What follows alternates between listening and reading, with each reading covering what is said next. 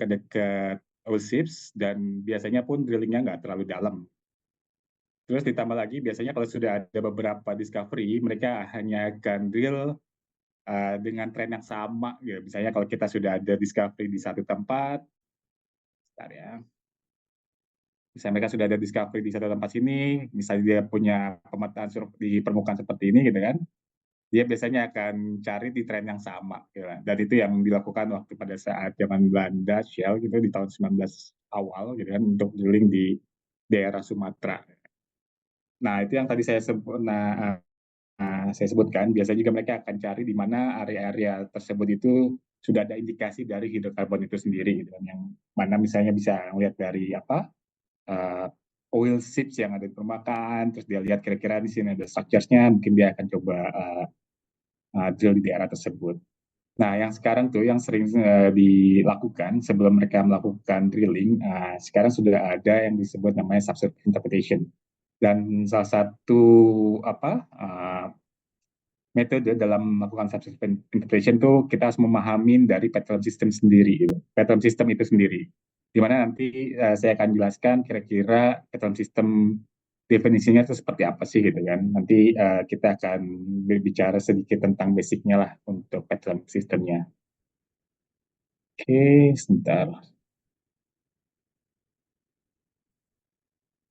Mau biarkan gimana, Mas? Pause. Sorry, kenapa? Mau clear tulisannya nih?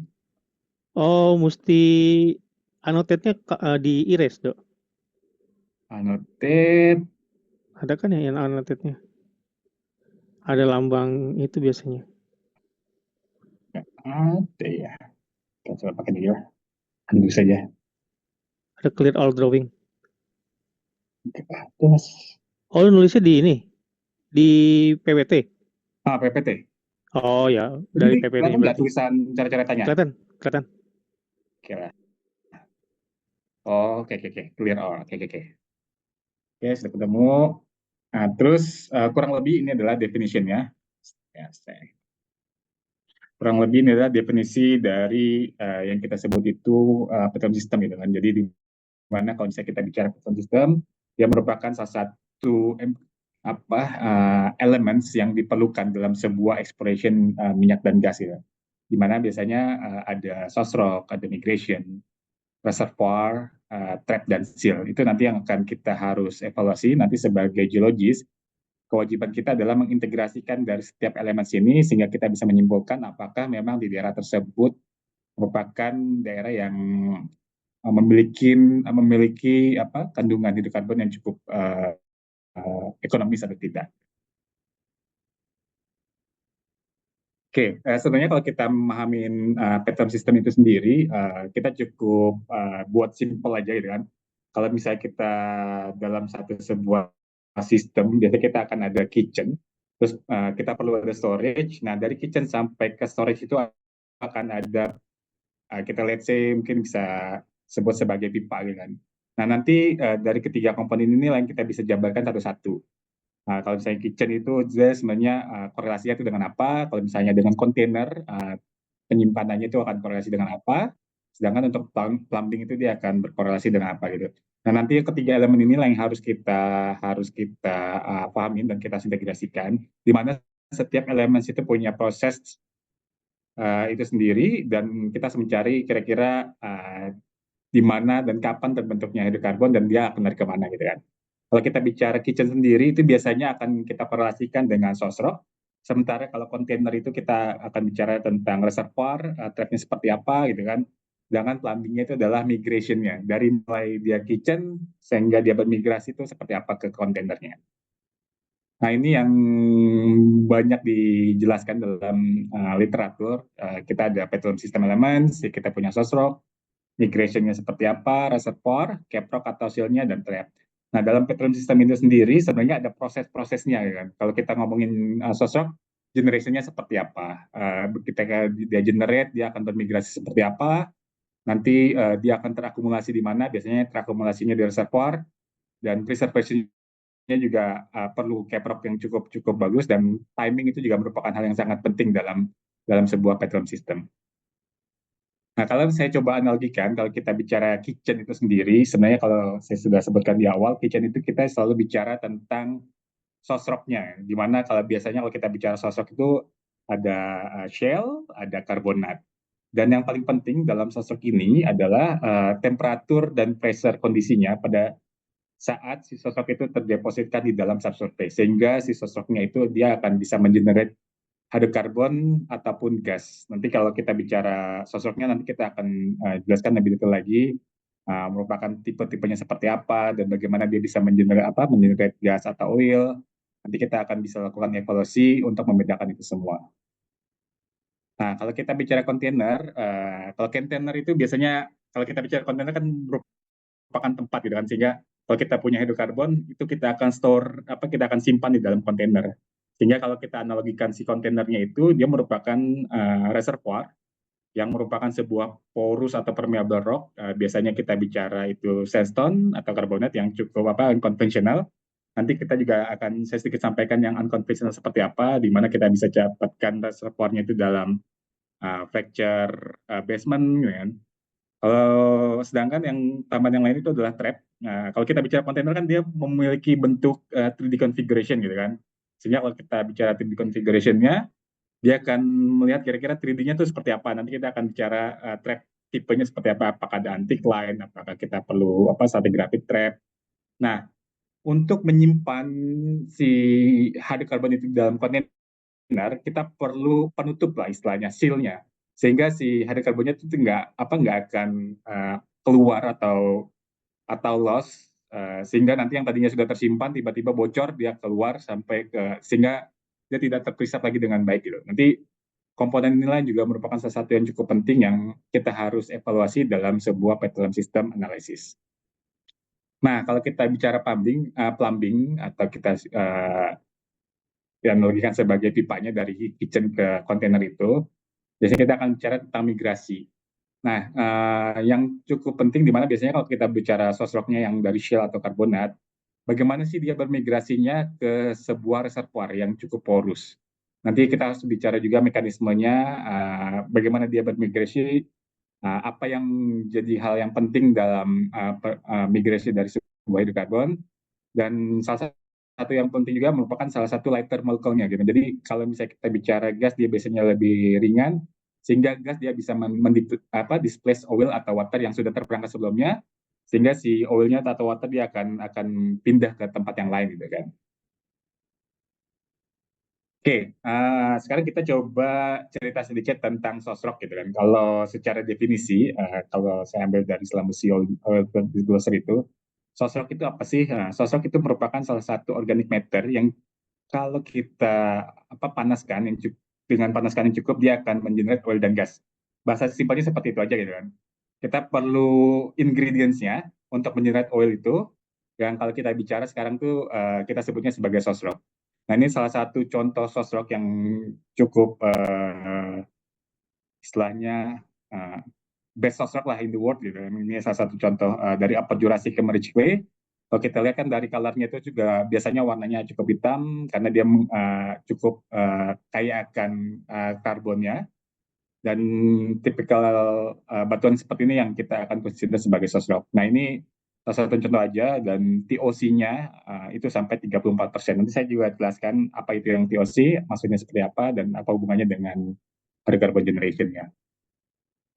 Oke, terus bagian si organic matter gitu kan. Kenapa harus ada organic matter-nya? Apa sih kunci dari si sosok itu sehingga dia bisa mengenerate hidrokarbon gitu. Nah, yang diperlukan dalam sebuah sosok itu, dia perlu kondisi yang cukup anoksik gitu ya. Maksudnya kenapa? Supaya tidak ada oksigen dan bakteri dia tidak akan bisa tumbuh, tidak bisa hidup dengan baik.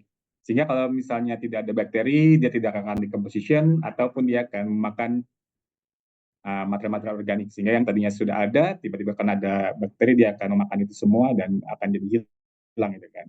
Itu sebabnya untuk dalam sosrok deposition itu cukup penting untuk mengetahui kira-kira kondisi sosrok yang terendapkan pada sebuah cekungan itu dia kondisinya anoksik atau tidak gitu. Dimana biasanya kalau kita bicara anoksik, dia tidak ada oksigen gitu.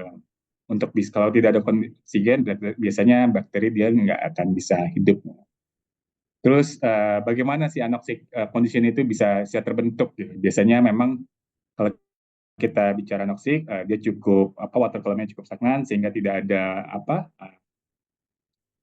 istilahnya cahaya yang cukup menembus di dalam ke ke batuan dasarnya, sehingga ketika tidak ada cahaya kondisinya dia cukup anoksik dan itu bisa jadi tempat yang cukup bagus untuk mendepositkan atau mengendapkan sosro di sebuah cekungan. Oke, kalau kita bicara sosro, sebenarnya kalau kita bicara batuan, sebenarnya kalau dalam sebuah batuan itu 99% itu terdiri dari mineral dan organik materialnya itu 1% saja ya. Nah, yang 1% itulah yang akan kita konsider sebagai sosoknya ya. Sehingga seberapa kaya atau enggak itu sebenarnya dari ambil 1%-nya itu. Ya. Nah, kalau kita bicara organik materialnya, itu sebenarnya juga kita bagi lagi. Merupakan dari 1% itu 90%-nya kerogen dan 10%-nya bitumen. Nah, inilah yang nanti akan kita consider kalau kita bayangkan dalam sebuah volume 99%-nya mineral, cuma 1%-nya itu sosroknya, dan seberapa besar si sosrok yang dari 1% itu bisa menyerap karbon itu yang harus kita evaluasi lebih detail lagi dalam sebuah pattern system analysis. Oke. Sosrok, kalau misalnya kita bicara tipe sosrok itu sebenarnya ada beberapa klasifikasi lah, beberapa publication yang mendefinisikan beberapa tipe dari berapa type dari sosrok itu gitu kan, seberapa pentingnya, sehingga kalau ada, saya lupa ini yang publication-nya, itu dia menjadi dua, ada potensial sosrok, di mana kalau kita bicara potensinya, seberapa possible akan ada sosrok deposited dalam sebuah basin, dan seberapa banyak organic matters-nya yang tadi 1% itu, sebenarnya kalau kita bagi itu kita bisa define lagi seberapa kaya sih sebenarnya organic matter itu yang akan bisa menyerap CO2 karbon. Nah, kalau misalnya kita bicara efektif sosroknya, dia akan lebih ke kuantifikasi gitu. Berapa banyak si sosrok yang dari 1% dia bisa mengenerate hidrokarbon. Pengennya kalau saya coba konversikan ke dalam sebuah angka, misalnya kalau misalnya 1% itu dia bisa generate misalnya 1 juta barrel gitu kan, atau 500 juta barrel. Itu salah satu analoginya lah untuk mengetahui seberapa efektif si sosok itu. Nanti kalau untuk mengetahuinya itu kita biasanya akan melakukan basin modeling, tapi untuk memindahkan efektif dan potensinya itu hanya dari kualitasnya atau kuantifikasinya seperti apa. Tapi ada juga yang membagi itu si sosoknya itu menjadi tiga bagian gitu kan. Ada yang bilang immature, ada mature atau over mature. Nah, biasanya kalau misalnya immature itu dia belum sempat mengenerate hidrokarbon. Kalau yang mature dia sudah tergenerasi, over mature dia sebenarnya sudah tergenerasi tapi sudah melewati semua istilahnya eh, tipe-tipe hidrokarbon, sehingga kalau sudah walaupun terlalu panas pun dia nggak akan bisa mengenerate lagi hidrokarbonnya gitu. Jadi sudah jenuh lah ibaratnya. Oke. Nah, kalau kita bicara feature-nya dari sosok itu, kita juga bisa seperti yang tadi sebutkan, kita akan bagi itu sebagai ada tiga bagian lah. Ada kuantitasnya dari seperti apa, kuantitas si organic matter-nya seperti apa, kualitasnya seperti apa, nanti juga dari kuantitas sama kualitasnya itu akan tergantung dari seberapa mature si hidrokarbonnya itu dalam sebuah basin. Nah, nanti untuk mengevaluasinya, kita bisa mendefine itu dari yang kita bilangnya itu sebagai geochemistry analysis. Biasanya dari geochemistry analysis itu kita akan melihat TOC-nya seperti apa. Kalau memangnya sudah ada sampel sosroknya, biasanya dia akan dilakukan analisa rock eval pyrolysis untuk mengetahui dalam sebuah sumur itu biasanya kita akan dapat informasi gas kromatografnya, dan kita juga bisa melihat filtering reflektannya seperti apa gitu untuk dalam sebuah geochemistry analysis. Oke, ini salah satu contoh contoh rock eval pyrolysis example gitu kan. Biasanya nih reportnya seperti ini, nanti akan ada informasi TOC-nya, S1, S2, S3, Tmax, HI, sampai ke potensial yield-nya. Nah, ini teman-teman harus pahamin bahwa setiap parameter ini dia memiliki informasi tentang sosok itu berbeda.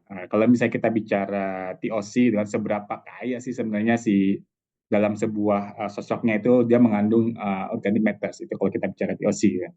Sedangkan kalau kita bicara S1 nah, itu hari karbon yang dia bisa hitung sebelum yang sudah ada dalam sosok itu sendiri. Sedangkan kalau S2-nya itu adalah hari karbon kuantifikasi yang tergenerate pada saat lab di dalam lab analisis. Karena kadang-kadang kan kalau kita bicara sosrok di subsurface dia belum major, tapi kalau kita taruh di dalam sebuah lab, ketika kita panaskan dan kita kondisikan dengan temperatur tertentu, seberapa banyak dia akan generate gitu. Kita cuma pengen tahu kira-kira si sosok ini dia bisa generate cukup bagus gak sih hidrokarbonnya gitu. Nah, S3 kurang lebih sama, tapi dia hanya akan melihat dari CO2 yield-nya seperti apa.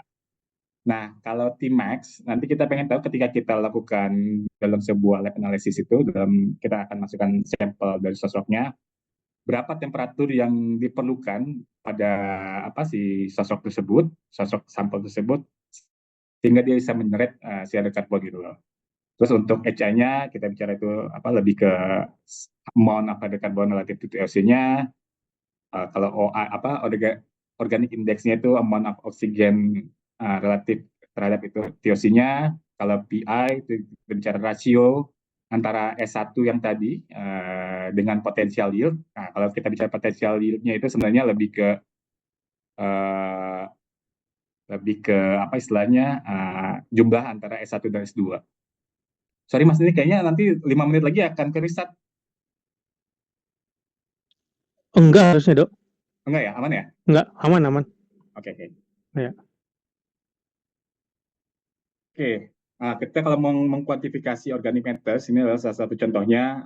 Biasanya dari Peter dan Kasa itu dia sudah membagi beberapa uh, istilahnya klasifikasi. Kalau kita punya TOC 0 sampai 0,5, kita akan klasifikasikan sebagai poor sosrok. 0,5 sampai 1 itu kita akan klasifikasi sebagai fair. Itu juga dengan 1 sampai 2 itu good. Very good itu 2,4 dan excellent itu lebih besar dari 4. Jadi kalau teman-teman ingat tadi di slide pertama saya, ada foto sosok expose yang di permukaan, itu TOC-nya sampai 34% gitu kan. Berarti dalam 100% batuan yang ada organic matter-nya 34%-nya itu TOC gitu kan. Jadi bisa bayangkan cukup cukup banyak ya. Sedangkan kalau kita bicara di Indonesia sendiri itu kurang lebih 1-2% aja gitu kan untuk TOC kontennya. Begitu juga dengan S1 dia juga punya klasifikasi sendiri, S2-nya pun juga punya klasifikasi sendiri gitu. Nah, biasanya kita pakai cut off-nya itu lebih besar dari 1. Jadi kalau kita punya TOC lebih besar dari 1, itu kita akan klasifikasikan sebagai good potential source rock. Dan biasanya kalau memang punya lebih dari 1 itu kita akan lakukan detail analisis lah. Kira-kira nanti kita pengen lihat istilahnya geochem analisisnya seperti apa. Nah, ini kalau kita kalau kita pengen lihat kualitas dari organic matter itu, biasanya kita juga bagi menjadi beberapa tipikal reagen. Karena si sosoknya itu sebenarnya dia terendapkan itu bisa di lingkungan yang berbeda gitu kan, sehingga hasil kualitasnya pun juga akan berbeda. Nah, kalau dari Waples dia membedakan tipe-tipe reagen, ada tipe reagen 1 sampai 4. Biasanya dia masalahnya seperti apa, lingkungan pendapan material organik asalnya itu seperti apa gitu kan. Ada satu itu biasanya memang material organiknya itu dari alga, polen gitu kan, lapisan lilin. Sedangkan kalau tipe organ 2 ada resin tanaman, ada lemak dari tanaman, ada alga laut. Kita bicara tipe 3 ada material tanaman keras. Kalau tipe 4 itu udah lebih arah intermediate lah untuk diklasifikasi dari Waples. Nah, biasanya tipe kerogen itu kita juga bisa define dari jumlah indeks hidrogennya gitu kan. Nanti itu akan berasosiasi kira-kira tipe 1 itu dia lebih dominannya akan generate oil prone gitu kan, misalnya tipe 2 dia lebih oil dan gas, kalau tipe 3 lebih gas prone, sedangkan tipe 4 dia biasanya nggak mengenerate, bukan non hydrocarbon potensi lah. Jadi nanti kita akan lihatnya mengklasifikasikannya juga bisa lihat dari plot dari organic index sama HI-nya seperti apa. Jadi kalau misalnya kita punya, kalau misalnya tadi ingat hasil dari rock eval itu, nanti kita punya HI-nya berapa, kita punya TOC-nya berapa, kalau kita plot kira-kira dia akan jatuhnya di tipe berapa. Misalnya di sini kita bisa bicara mungkin ini kan lebih ke tipe 2 yang akan dominantly oil atau gas gitu.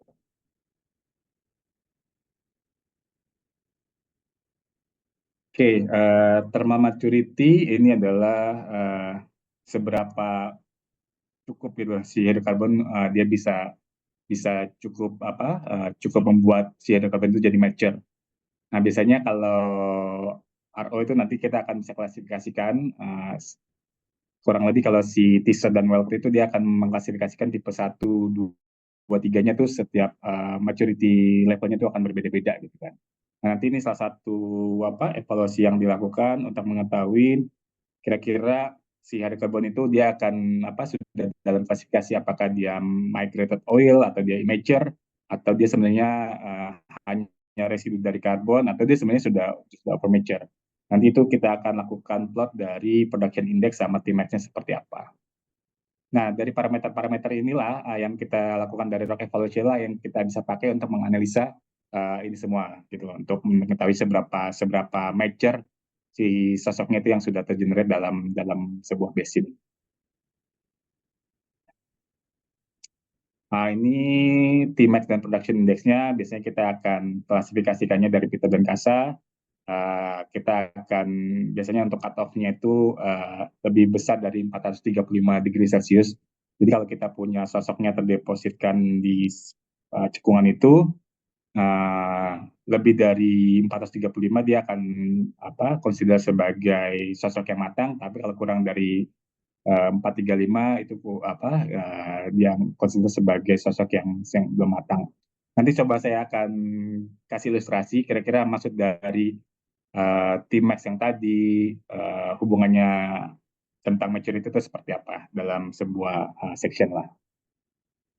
Nah, ini cuma informasi aja bahwa kenapa si sosok thermal maturity itu cukup penting, karena kita pengen tahu kira-kira uh, sosok yang terdepositkan di dalam sebuah cekungan itu cukup generate hydrocarbon atau tidak gitu kan. Sehingga nanti kalau cukup generate, nanti kita akan mengetahui kira-kira hubungannya seperti apa sih antara ketika dia tergenerate, terus dia bermigrasi dan terakumulasi di mana, nanti itu yang biasanya teman-teman basin modeler yang akan melakukan evaluasi ini. Nah, salah satu hal yang bisa kita define dari sebuah sosok itu, kita bisa menentukan kira-kira sosoknya itu sebenarnya terendapkan di mana sih gitu kan. Padahal kalau di sebuah cekungan kita nggak punya banyak informasi tentang batuannya gitu. Tapi kalau kita punya sampel oilnya saja, misalnya ketika kita punya sampel oil di permukaan, kita bisa mengevaluasi nih kira-kira oil yang kita temukan di permukaan itu dia tergenerasinya tuh dari lingkungan pengendapan yang seperti apa. Nanti dari pyrolysis analisis ini dia akan bisa melihat dari stirennya seperti apa, sehingga nanti dia bisa cerita, oh kira-kira oil yang kita temukan misalnya di Sulawesi, oh dia dia terbentuk dari lingkungan sosrok yang terestrial, oh dia terbentuk dari lingkungan sosrok yang lakusrine. Nah, nanti kita bisa define nih kira-kira lingkungan pengendapannya seperti apa. Selain lingkungan pengendapan, kita juga kita bisa tentukan sosoknya itu tergenerate-nya dari apakah dari shale atau dari karbonat, itu pun juga bisa kita dapatkan hasilnya. Kita bisa interpretasikan dari pyrolysis analisis ini sampai ke umur dari si sosok itu sendiri gitu kan. Biasanya kita hanya bisa bagi younger dari Cretaceous atau older than Cretaceous. Nah, nanti informasi dari pyrolysis analysis inilah yang akan membantu geologis yang bisa menginterpretasikan lingkungan pengendapannya, litologinya dari relatively apa, dan umurnya kira-kira di mana gitu. Kadang-kadang kalau misalnya kita bicara sebuah cekungan, kita cuma punya dapat oilnya, kita nggak tahu nih kira-kira umurnya dari mana sih. Nah, nanti dari paralisis ini yang akan membantu teman-teman geologis itu untuk mengetahui kira-kira estimasinya umurnya apa, sehingga nanti kalau kita tahu kira-kira misalnya umurnya di Eocene, berarti kalau Eocene di seismiknya seperti ini, dia akan migrasinya seperti apa. Nanti saya akan ilustrasikan lebih detail lagi lah dalam section di akhir slide-nya nanti. Oke. Nah, ini hydrocarbon maturation and generation. Kalau Tisa dan Walt dia sudah membagi beberapa istilahnya oil dan gas windows gitu kan. Nanti ini adalah temperaturnya. Biasanya kalau kita bicara oil, dia mulai di 60 degree Celsius, dia sudah mulai mengenerate hydrocarbon, tapi dia peaknya di sekitar 90. Ketika 90 sampai ke arah 100 itu dia sudah mulai mengenerate hidrokarbon gas lah, tapi dia mungkin lebih ke wetnya aja. Nanti di 150 dia sudah peaknya wet, lebih dari 150 dia akan gasnya akan cenderung cenderung akan cenderung dry ya. Nanti kalau temperaturnya inilah cukup penting biasanya untuk mengetahui temperatur si dalam sebuah cekungan itu kita akan dapatkan informasinya dari equal information gitu kan. Nanti kita akan modelkan kira-kira kalau depo si sosroknya terdepositkan di interval temperatur gradiennya berapa, kita bisa membuat estimasi kira-kira nih kalau misalnya temperatur gradient sekian dia akan lebih dominantly generate oil gitu. Dan itu pun juga sebenarnya nanti tergantung dari tipe sosok itu sendiri gitu, yang tadi kalau teman-teman ingat ada tipe 1, 2, 3. Kalaupun dia tergenerate di temperatur sekian, dia akan cenderung mengenerate oil kah atau generate gas gitu. Oke, kita lanjut ke migration. Tadi kan kalau kita bicara sosok, dia nanti juga akan termigrasi ketika dia sudah mengenerate hidrokarbonnya di dalam sebuah sosok. Kita perlukan migrasi ke sebuah porus reservoir gitu kan, yang kita sebut sebagai reservoir rock. Nah, nanti ketika sudah termigrasi, kita harapkan nanti si hidrokarbonnya itu akan trap lah dalam sebuah bentuk-bentukan trap. Nanti ada ada trap yang anticline-nya dan bagaimana sih dia akan bermigrasi dari satu sosok ke reservoirnya gitu. Nah, sebenarnya kalau kita bicara ini type of the migration kayaknya nih. Dia itu ada primary migration, pertama kali dia ketika dia expulse, terus dia secondary migration-nya seperti apa, tertiary migration-nya seperti apa, dan dia akan terremigrasi juga si hidrokarbonnya. Nah, kurang lebih contohnya misalnya kalau kita punya source rock gitu kan, dia akan misalnya dia ada layer bed, dia akan ngikutin dia akan istilahnya bermigrasi lah dari yang lebih deeper ke shallower yang mengikuti layer bed seperti ini gitu kan. Terus nanti begitu kalau misalnya kita juga punya anticline, dia juga akan ngikutin si layer bednya ketika dia terekspos. Nah, biasanya tuh yang hal seperti ini nih yang kita bisa lihat adanya oil seeps gitu kan, atau hydrocarbon seeps yang ada di permukaan.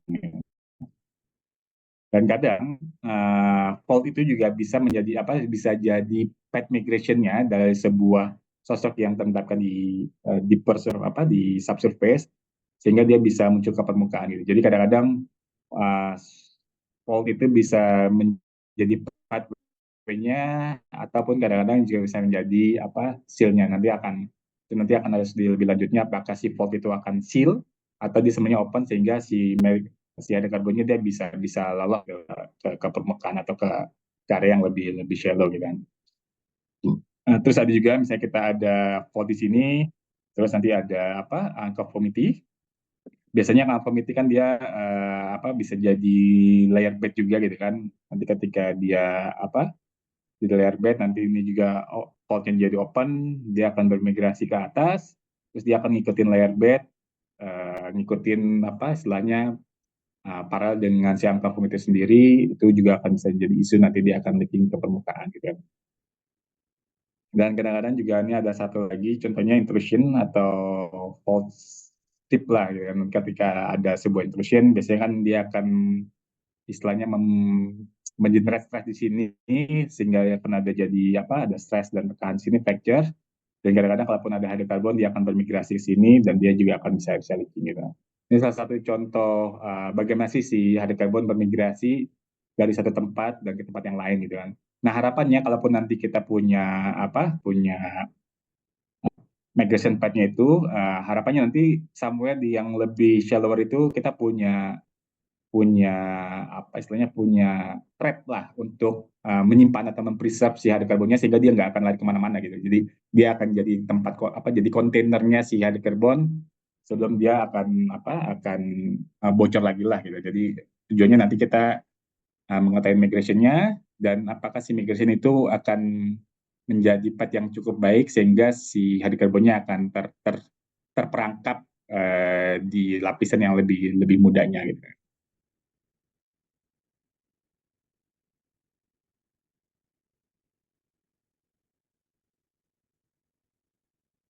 Oke, nah kalau kita lihat lebih detail lagi, kita zoom in ke sebuah batu grain size atau istilahnya kebutiran batuannya, gitu kan. Sebenarnya kalau kita lihat butiran batu dia sebenarnya dia ada pore-nya gitu kan, masih ada space antara grain batuan, antara grain size-nya butiran batuannya gitu, butiran batuannya, sehingga antara pore space antara butiran batuan itu bisa menjadi path migration dari hidrokarbonnya.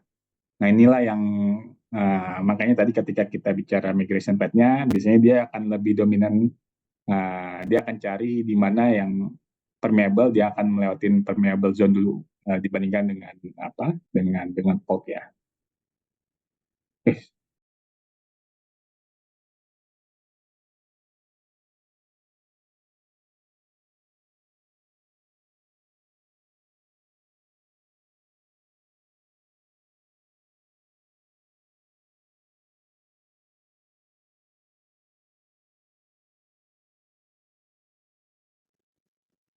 Kayaknya lost connection. Kita tunggu lagi ya, di connect lagi Pak Edonya.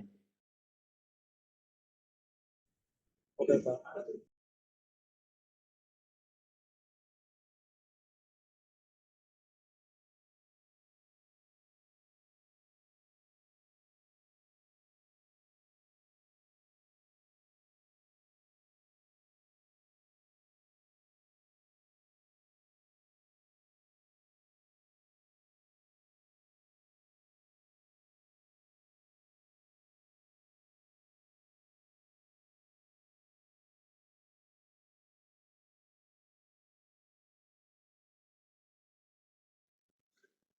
Selama nunggu ada yang mau ditanya dulu atau gimana?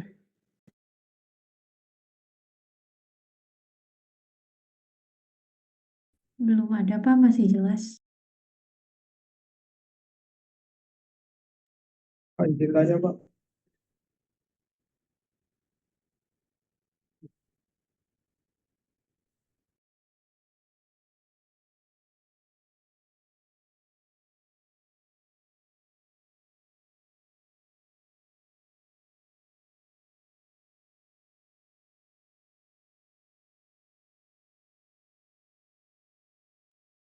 Izin tanya, Pak.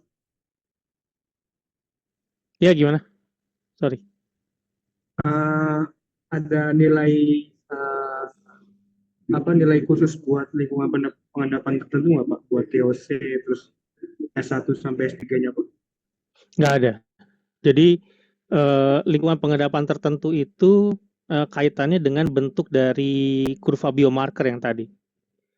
Tapi itu pun cuma dari shape-nya aja ya, dari bentuknya. Jadi kalau kata dia kayak apa, tinggi di tengah-tengah artinya apa, kalau ada dua tinggian artinya apa gitu. Tapi kita nggak bisa lihat, nggak bisa perkirakan itu dari nilai S1, S2, S3-nya, nggak bisa. Oke.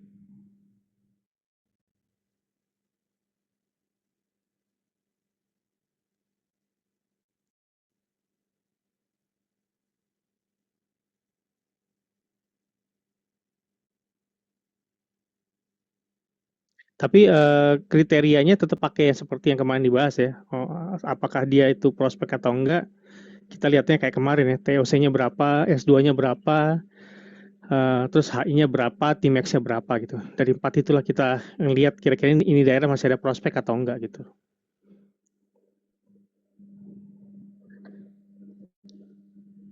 Siap, siap.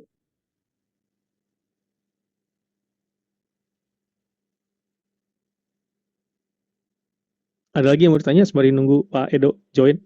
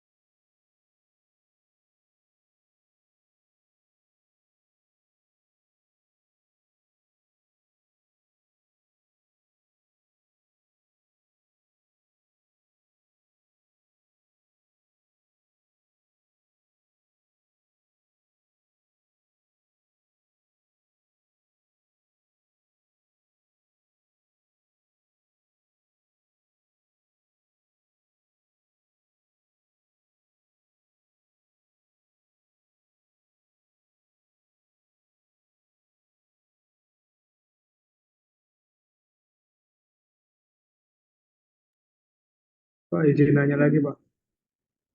Ya, boleh. Oke, tadi ada PPT yang dari Pak Edo, dari formation of petroleum untuk generate kerogen ke gas dry itu kan maksimal itu kira-kira temperaturnya 250. Kalau misalkan di atas 250, apakah tetap jadi gas yang dry atau bisa jadi hilang gas dry-nya, Pak? Misalkan di kerogennya di atas temperatur pembuatan kerogen di atas 250, Pak. Sorry, ulang lagi. Kerogen. Ya, tadi PPT-nya Pak itu ada hydrocarbon maturation and generation, yang mana dari the South and Well, the formation of petroleum, dia kan mengenerate kerogen dari temperatur 30, terus lama-lama naik, dan maksimal 250 itu mengenerate gas menjadi dry. Nah, temperaturnya di atas 250 itu gasnya menjadi tetap jadi dry atau hilang, Pak? Jadi itu adalah window waktu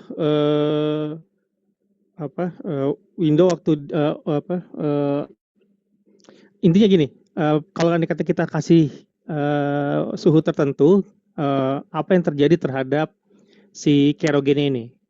Nah, ketika dia masuk di suhu sekitar 80-an derajat, itu dia udah mulai start generate oil si kerogen ini. Nanti kalau kita panasin terus menurun, akhirnya nanti kita yang naik adalah produksi gasnya. Jadi ada satu titik tertentu di mana gasnya mulai terbentuk, terus oilnya udah nggak terbentuk lagi. Nah kalau ini terus dipanaskan lagi, akhirnya nanti produksi gasnya lama-lama menurun dan sampai di tahap itu udah nggak ada lagi apa-apa yang bisa diproduksi lagi. Jadi kayak kalau masak itu udah gosong gitu loh.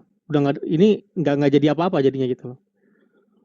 Nah jadi nanti implikasinya adalah kalau andai kata kita misalkan di satu daerah kita perkirakan misalkan di basinnya itu panas banget misalnya gitu ya, sehingga dia lewat dari perkiraan suhunya itu lewat dari hydrocarbon generation window dan udah masuk ke golongan over mature, maka yang terjadi adalah berarti hydrocarbon yang kita inginkan itu sudah tergenerate kan, udah lewat masanya gitu.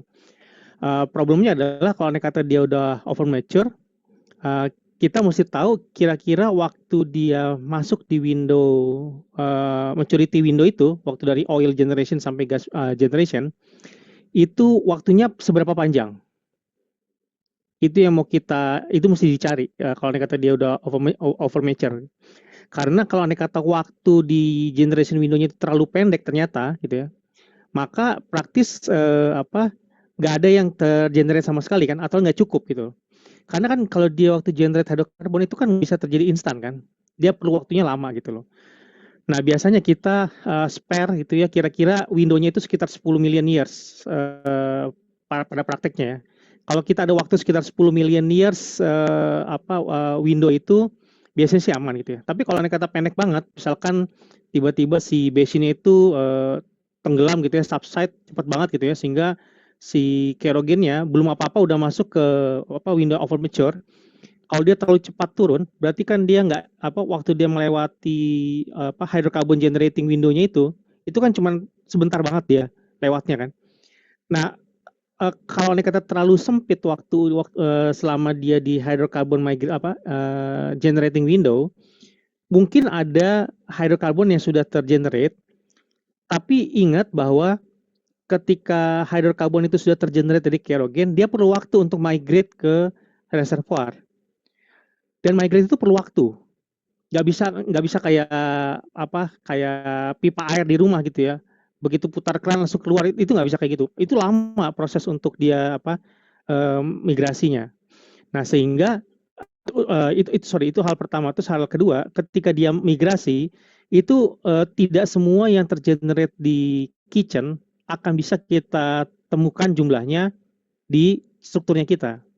Karena apa? Karena selama di perjalanan itu kan selalu aja ada yang lengket-lengket di batuannya. Sehingga pasti jumlahnya ada yang berkurang. Kalau kita bilang itu namanya migration loss. Jadi ada dua hal. Ada masalah berapa banyak yang benar-benar tergenerate waktu dia masuk di hydrocarbon generating window. Terus sama yang kedua, berapa lama si basin itu berada di dalam window itu. Karena kalau kata terlalu sedikit yang terbentuk, maka jangan-jangan habis saja semua gitu loh menjadi sebagai migration loss. Nggak ada sama sekali yang nyampe di struktur kita. Nah jadi kalau kata kita mendapati bahwa basin kita itu sudah masuk kategori over mature, biasanya di kita tuh jadi kerjaannya ekstra aja. Karena kita mesti ngecek seberapa lama dia berada di dalam window tadi tuh yang sekitar 80 derajat itu. Udah bisa, Dok?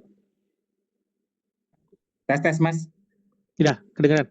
Sorry, mohon maaf ada technical issue, jadi harus restart paksa sama laptop. Tadi kita di ini ya migration ya masih ya,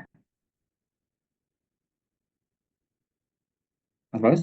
Iya, kayaknya sampai sini deh. Bener, ini yang terakhir. Ya sampai sini ya. Slide terakhir ya, betul. Oke, saya ulang lagi aja ya di slide ini. Jadi sebenarnya kalau kita bicara migration, sebenarnya kalau kita bicara sebuah butiran batuan, kita kan antara butiran batuan itu sebenarnya ada pore space gitu kan. Nah, lewat pore space itulah sebenarnya hidrokarbon dia bisa bermigrasi dari satu tempat yang disosok itu ke ke daerah yang lebih shallower gitu kan, yang lebih dangkal, karena biasanya memang dia akan bermigrasi dari pressure yang lebih tinggi ke pressure yang lebih rendah gitu. Nanti kita juga harus memahami kira-kira ibaratnya tuh migration yang istilahnya akan mudah dilewatin hydrocarbon tuh lewat mana gitu. Dan nanti itu yang akan kita evaluasi migration path-nya yang akan lebih efektif tuh akan lari kemana. Jadi nanti kalau kita bicara secara satu basin itu nanti yang harus kita jawab, kira-kira kalau kita punya kita punya source kitchen-nya di sini gitu kan, kita punya trap di sini, punya trap di sini, kita punya trap di sini gitu kan, ini trapnya, dia akan migrasinya lebih ke sana kah, atau ke sebelah barat atau ke sebelah utara gitu. Nanti itu yang akan kita evaluasi gitu. Nanti tujuannya apa gitu? Nanti kita akan cari kira-kira yang paling efektif apa istilahnya migration-nya itu akan seperti apa sih gitu kan. Nanti yang akan menentukan kira-kira kalau kita memang migration-nya itu lebih fokus ke daerah barat gitu kan. Nanti kita akan drill sumurnya di sini gitu, instead of yang sebelah timurnya, sebelah baratnya itu. Kurang lebih tujuannya itu sih untuk mengetahui migration path-nya itu seperti apa. Sorry Oke. Dok, tadi ada pertanyaan Dok. Apa tuh Mas? Nanda bisa kamu ulang pertanyaannya ke Pak Edo? Boleh, silakan. Takutnya saya tadi Kalau ada pertanyaan nggak langsung aja ya, biar kita komplit diskusi aja, biar jawabnya. kita bisa nunggu sampai selesai. Oh, yang Silakan tadi ya, Nanda. Pak. Silakan Anda. Tadi pertanyaan saya yang ini, Pak. Dari Pak. Ini PPT-nya Pak Edo yang bagian carbon migration and generation sebelum migration. Saya nanya ke Pak Pau. Yang kenapa ya udah carbon generation-nya? Ya, di Yang ini? window kerogen ya. Tadi kan saya tanya di window kerogen misalkan di atas 250 apakah gas yang menjadi tetap dry ataukah hilang? Jadi sebenarnya kalau sudah lewatin 250 dia misalnya ibaratnya gasnya dia udah nggak akan generate lagi gitu. Cuma nanti fase gasnya yang akan berbeda. Dia akan lebih dry aja di sini. Dan kalaupun lebih 250 dia udah nggak akan generate hidrokarbon lagi, Mas. Ibaratnya kalau kita analogikan tuh kayak misalnya CCD, carbonate compression depth gitu kan. Sebenarnya kan kalau kita bicara di laut biasanya akan dominantly sama carbonate deposition gitu kan. Tapi di depth tertentu kalau sudah terlalu dalam dia udah nggak akan ada istilahnya matriks karbonatannya lagi gitu loh. Nah, kurang lebih prinsipnya sama seperti itu. Ketika temperaturnya cukup terlalu tinggi dan itu dia sudah tergenerate semuanya gitu kan, dia nggak akan generate air karbon lagi gitu, Mas. Kurang lebih itu sih, Mas. Ya tadi gue bilangnya ini analoginya sama kayak lagi masak gitu Dok. Kalau kita terlalu panas gitu ya udah gosong kan, nggak jadi apa-apa gitu maksudnya barangnya kan. Nah kalau kita tahu misalnya di basin kita itu atau di kitchennya itu potential kitchen itu ternyata sudah masuk di window yang over mature, udah di atas 250. Tadi kalau gue jawabnya adalah isunya adalah berarti kan kita jadi PR untuk tahu kira-kira berapa lama dia berada di window hydrocarbon generation window-nya itu kan. Betul. Karena takutnya kalau misalkan katakanlah si basinnya itu terlalu cepat subside gitu kan, subsidence terlalu cepat, terus dia tiba-tiba udah masuk di window over mature. Berarti kan kita mesti tahu berapa lama si basin itu atau si potential kitchen itu berada di hydrocarbon window-nya kan. Kalau ini kata dia terlalu sebentar, mungkin belum banyak hydrocarbon yang tergenerate gitu kan. Atau kalaupun ada yang tergenerate, ketika dia migrate malah mungkin jangan-jangan banyak yang hilang waktu migration loss kan karena selama di perjalanan itu kan.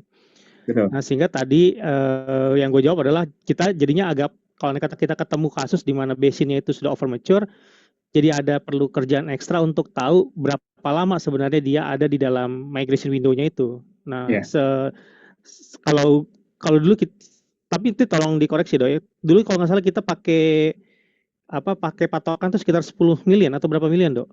Bahwa dia itu udah aman, cukup generate dan cukup bisa migrate itu.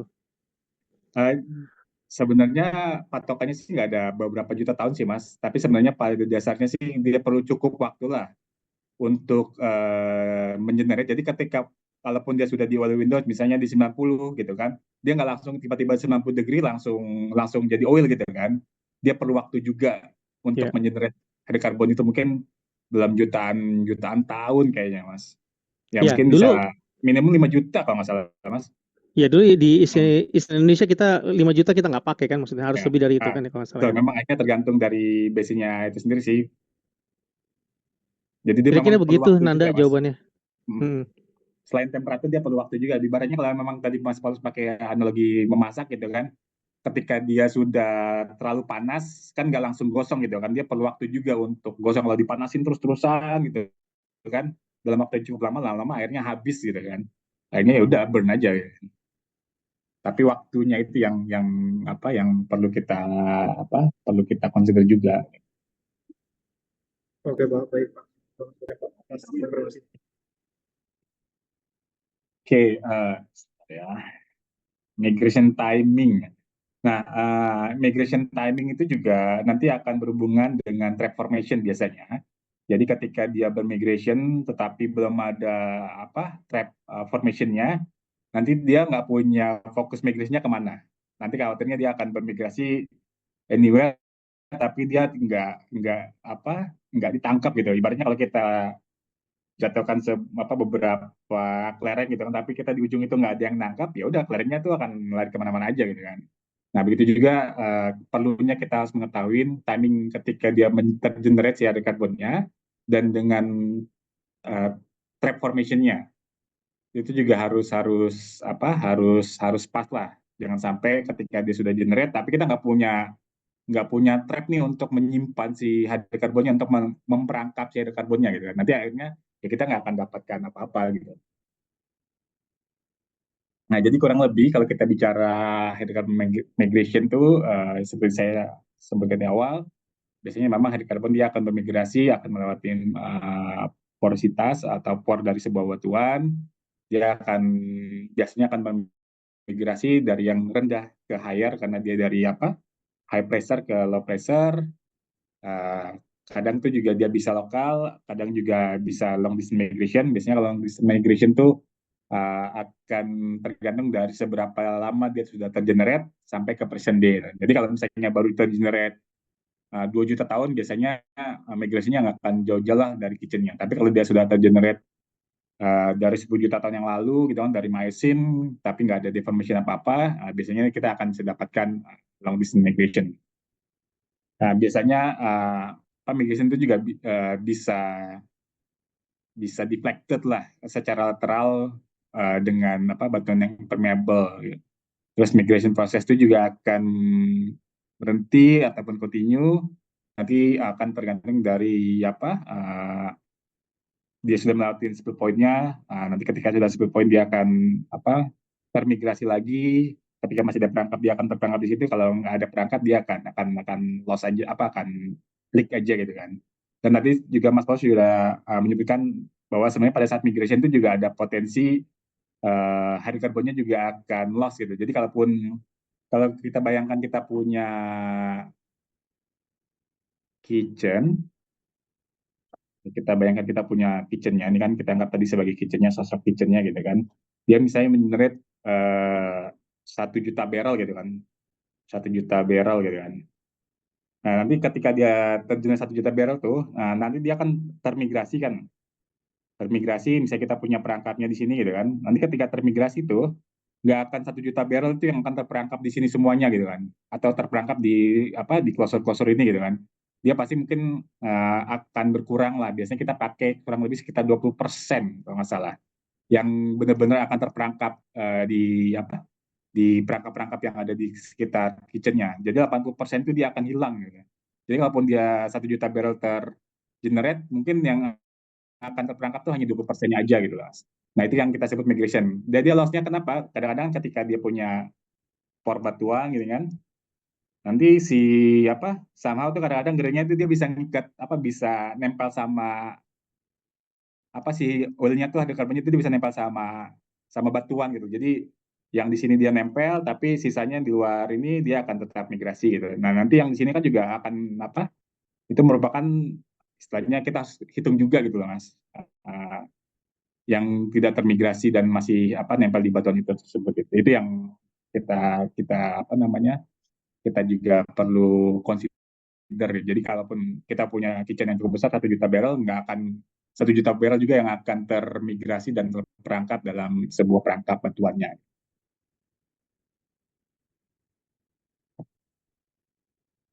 Oke, lanjut. Tadi kita sudah bicara source rock, kita sudah bicara migrasi. Sekarang kita lanjut ke reservoir, di mana kita tahu reservoir adalah tempat atau kita bilang tadi storage-nya lah, kontainernya untuk menyimpan hidrokarbonnya dalam sebuah poros batuan gitu.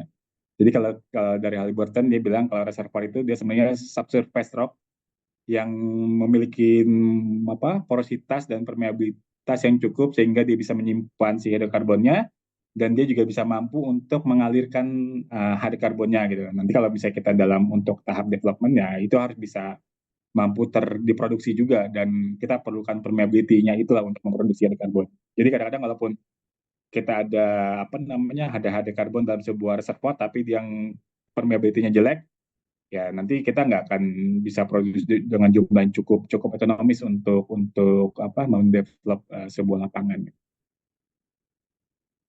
Nah ini juga istilahnya definisi tentang reservoir aja nanti bisa banyak lah istilah-istilah apa sih yang dimaksud dengan reservoir itu sendiri gitu kan, ada dari Annexum, terus ada beberapa 19th century itu dia mendefinisikan si reservoir itu seperti apa gitu kan.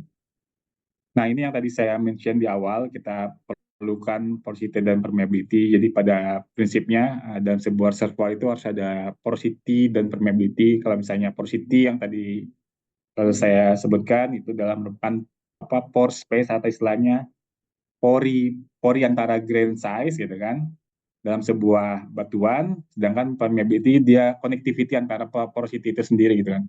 Semakin bagus connectivity-nya, semakin tinggi lah permeability-nya. Kadang-kadang walaupun dia ada pore-nya, tetapi dia nggak ada connectivity-nya, ya itu permeability-nya juga nggak cukup bagus sehingga ya walaupun dia hanya bisa mengalir, dia mungkin hanya mengalir yang terkoneksi aja. Jadi kalau kita pun punya volume batuan atau reservoir yang cukup besar gitu kan, tapi kalau nggak saling terkonek, misalnya kita punya batuan yang seperti ini gitu kan, kalau misalnya dia nggak saling terkonek gitu kan, nanti ya yang hanya terproduksi ya hanya sekitaran sumur aja gitu. Jadi akhirnya nggak akan ekonomis kita kita drilling sumur di situ dan produksi sumur di situ gitu. Dan itu satu hal yang penting juga untuk mengetahui seberapa permeable dalam sebuah reservoir gitu kan. Walaupun sekarang teknologi sekarang sudah ada istilahnya tool yang untuk mengenhance permeability-nya lah dengan ada fracture seperti itu. Tapi lagi-lagi kalaupun dari tool pun biasanya nggak sebagus kalau memang alam sendiri yang generate permeability-nya itu.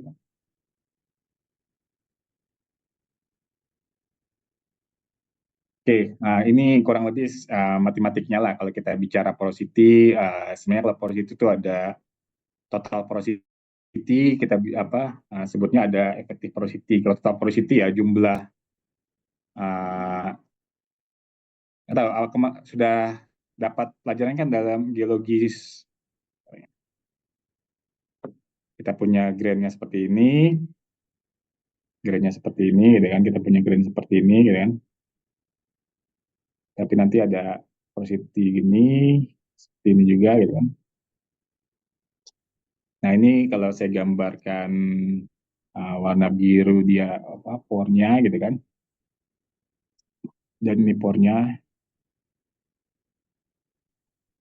Nah kalau kita bicara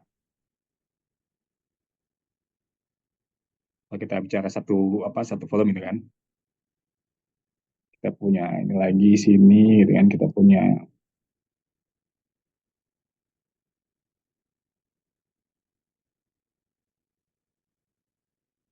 ini, sorry, di pore-nya warna biru, situnya ini. Nah, kalau kita bicara total porosity yaitu jumlah jumlah volume porosity pore dari sebuah batuan itulah kita jumlahkan total. Tapi kalau misalnya efektif, seberapa besar yang dia saling terkoneksi satu sama lain gitu kan. Kalau misalnya ini dia nggak connecting ya dia nggak akan kita itu sebagai efektif porosity-nya gitu. Nanti kadang-kadang biasanya memang efektif porosity itu akan lebih kecil dari total total porosity-nya. Jadi ingat ya kalau kita bicara total ya jumlah semua pore dalam sebuah batuan, tapi kalau effective porosity itu uh, seberapa banyak porosity yang saling terkoneksi antara porositas antara pore lah. Itu aja. Nah, kurang lebih kalau misalnya effective porosity itu kalau ada konektivitasnya itu seperti ini gitu kan. Tapi kalau yang absolutnya yang kecil-kecil ini pun yang ada porosity pore batuannya itu pun juga akan terhitung kalau dalam maksud porosity-nya. Nah, nanti itu yang biasanya kita harus tahu juga kira-kira seberapa banyak sih pore dalam sebuah batuan. Nanti tujuannya pengen tahu seberapa banyak hidrokarbon yang akan tersimpan dalam sebuah reservoir itu sendiri. Jadi kalau kita bicara kontainernya, kira-kira dimensi kontainernya itu seberapa besar sehingga dia bisa menyimpan hidrokarbon yang cukup untuk bisa kita produksi secara ekonomis. Nah, kalau selain itu juga ada beberapa tipe porosity. Kita bicaranya primary porosity yang memang dia terbentuk originalnya seperti apa pada saat sedimentary deposition, gitu kan. Tapi kalau secondary porosity, dia itu terbentuk setelah sedimentary deposition. Jadi misalnya kalau kita bicara karbonat sudah terbentuk, tiba-tiba dia ekspos ke permukaan, karena dia terlarutkan oleh air fresh water gitu kan, sehingga dia akan membentuk apa istilahnya karstification. Nah, yang kayak ginilah yang kita consider sebagai secondary porosity. Ataupun juga misalnya ada sebuah batuan tiba-tiba dia terdeform, nanti akhirnya akan ada apa istilahnya tambahan textures-nya lagi dengan karena cukup intens tektoniknya gitu kan. Akhirnya itu juga ada tambahan sebagai secondary porosity lah, terbentuk karena dia terbentuk setelah si batuan atau si reservoir itu terendapkan gitu. Kalau yang masih primary ya dia bersamaan dengan batuan itu terendapkan. Nah, kadang-kadang kalau geologi itu kita juga harus mendefine lah kira-kira butiran batuannya ukurannya seperti apa, apakah coarse, medium, fine gitu kan. Nah, sebenarnya untuk mengetahui porosity-nya itu bukan kita lihat dari seberapa kasar batuannya gitu kan. Tapi untuk mengetahui sebagus atau tidaknya itu seberapa seragam antara satu butiran dengan butiran yang lain. Kalau misalnya dia seragam gitu kan butirannya, ukuran butirannya atau sortasinya gitu kan, dia biasanya porositasnya akan cenderung lebih bagus gitu. Tapi kalau misalnya ada yang besar gitu kan, terus ada yang kecil-kecil lagi gitu kan, itu sortasinya nggak begitu bagus sehingga biasanya porositasnya akan lebih kecil karena nanti takutnya kalau kita ada grain yang besar terus ada grain yang kecil, nanti grain yang kecil itu akan ngisi ruang yang antar batuan itu sehingga nanti porositasnya akan kecil. Jadi jangan terpaku seberapa ukuran butirnya, tapi lihatnya biasanya seberapa bagus dia sortasinya antar butirannya gitu. Nah, itu yang akan menjadi lebih penting untuk mengetahui apakah porositasnya bagus atau tidak.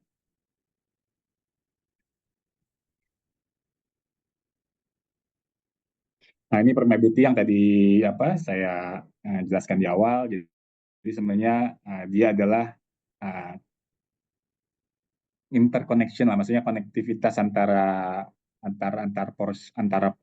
pore lah. Jadi kalau misalnya kita ada fluid itu hidrokarbon ataupun water, kalau dia ada konektivitas, dia akan bisa bermigrasi gitu kan. Tapi kalau misalnya nggak ada, misalnya di sini sudah tertutup gitu kan, either dia karena diagenesa atau memang ternyata di sini ada grain-grain yang lebih kecil lagi sehingga dia menutup jalannya si hidrokarbon, dia biasanya akan berhenti juga di situ si hidrokarbonnya gitu loh.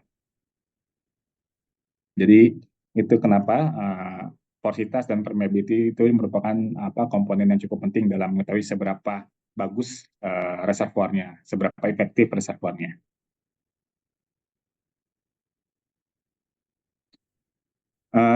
Kalau kita bicara enhance dan reduce porosity atau kualitas reservoir itu, kadang-kadang kita juga enhance porosity itu untuk meningkatkan porositiesnya. Nanti kalau reduce biasanya akan tergantung seberapa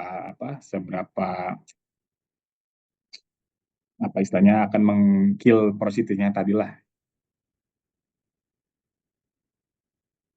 Nah, ini juga salah satu contoh juga kalau kita mau bilang poor reservoirnya atau good reservoir. Nah, nanti kalau ini ada butiran, nanti isinya itu dia cemented material yang ibaratnya yang tadinya ada pore ini dia tersemenkan sehingga jadi mengeras, yang mengikat antar baturan ini sehingga dia udah nggak punya pore space lagi. Nah, sedangkan yang good reservoir kita punya butiran, kita punya pore space-nya dan dia saling terkoneksi satu sama lain. Nah, kalau kita bicara reservoir rock, sebenarnya ada banyak jenisnya gitu. Salah satunya adalah plastic reservoir yang selalu kita asosiasikan dengan sandstone, gitu kan.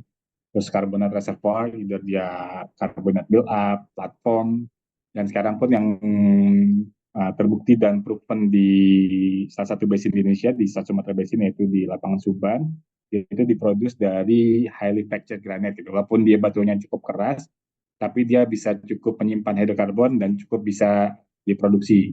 Ya, produksinya lewat apa ya? Itu lewat apa? Fracture-nya itu gitu kan. Sehingga fracture-nya itulah yang akan jadi seperti porositas dan permeability-nya untuk menyimpan hidrokarbon dan mengalirkan hidrokarbonnya.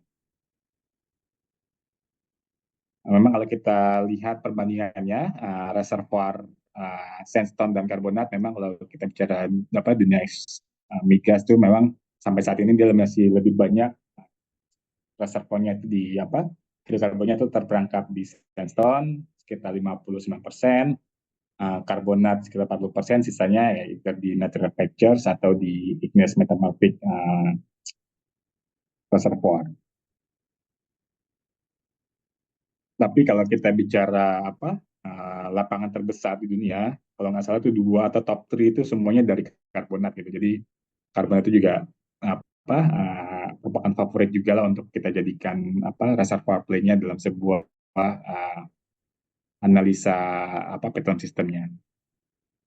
Nah, kurang lebih kalau kita bicara plastik reservoir, kita bisa dapatkan plastik itu di lingkungan fluvial ataupun di delta, bahkan sekarang yang lebih banyak coba dieksplorasi itu di lingkungan yang laut dalam, di mana kita biasanya di lingkungan laut dalam itu tetap masih ada plastik yang terendapkan. Biasanya kita cari either dia di basin floor fan atau submarine channel play. Itu hal yang seperti itu yang kita coba kejar gitu kan. Jadi dalam sebuah petroleum system analysis, kita perlu juga untuk mengetahui kira-kira reservoir settingnya atau lingkungan pengendapan seperti apa nih yang akan mengenerate yang akan mengendapkan reservoir atau sandstone-nya ya kan. Kalau kita bicara sandstone ya untuk setting seperti ini. Nanti kadang-kadang kalau kita nggak punya cukup data, kita harus punya pemahaman yang cukup. Kira-kira kalau misalnya kita punya slope seperti ini, kita punya indikasi adanya istilahnya channel di terrestrial, kemungkinan dia akan terendapkan sampai ke deep water, sehingga kita akan dapatkan deep water tank. Nah, kurang lebih pemahaman tentang depositional setting untuk plastik, kalau misalnya memang mau expert di plastik atau di karbonat, itu juga diperlukan untuk dalam melakukan petroleum system analisisnya. Nah, ini salah satu contoh aja untuk yang karbonat reservoir setting. Biasanya ini ada kayak di platform margin, kita punya platform itu bisa jadi reservoir juga. Kadang-kadang di ujung-ujung platform margin itu tumbuh kayak karbonat build up ini gitu kan.